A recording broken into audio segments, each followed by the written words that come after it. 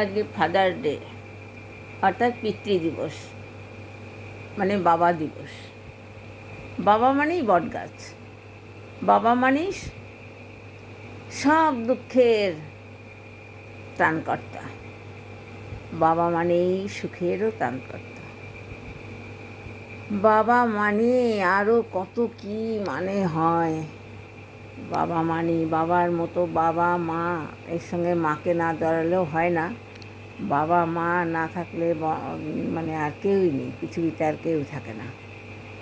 বাবা মা আমরা তো অনেক বয়সে গেছে, বাবা মা নেই, তবুও বাবা মার কথা মনে পড়ে। বাবার আদর যত্ন, তারা না খেয়ে যেন আমাদের খাওয়াবে, এরকমই করেছে না। আছে, আমাদের এইভাবেই চলবে।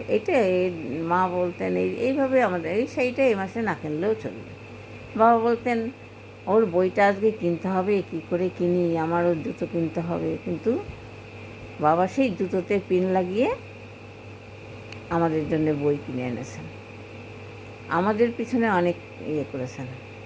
যদিও আমাদের সেই কষ্টটা, মানে বাবা বলতে এটাই বোঝায়, আমরা অতটা পাইনি, তাহলেও বাবা আমাদের জন্য যথেষ্ট করেছে। আমরা কি খাবো, কি ভালো পড়বো, কোথায় বসবো, কী পড়বো, কী করবো না করবো, হ্যাঁ, এগুলো নিয়ে বাবা খুবই ভেবেছেন।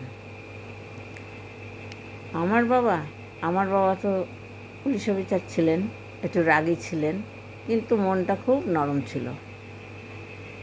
বাবা মানে বাবার কথা আর কি বলবো। আগে, এখন তো ফোন হয়েছে, এক সপ্তাহে চিঠি না পেলে বাবা অস্থির হয়ে যেত, কেমন আছে না আছে। আবার অন্য জায়গায় চিঠি লিখে জানতে চাইতো যে আমার মেয়েটা কেমন আছে।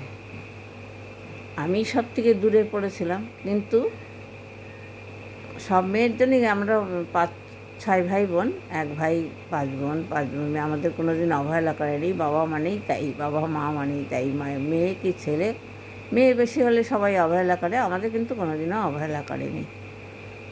সেই এখন শুয়ে শুয়ে ভাবি যে বাবা থাকলে কতবার চিঠি লিখতো, নাহলে ফোন, এখন ফোন হয়েছে, ফোন করতেন। আর কেউ করে না, কেউ জানতে চায় না আমি কেমন আছি, আমি কি করছি।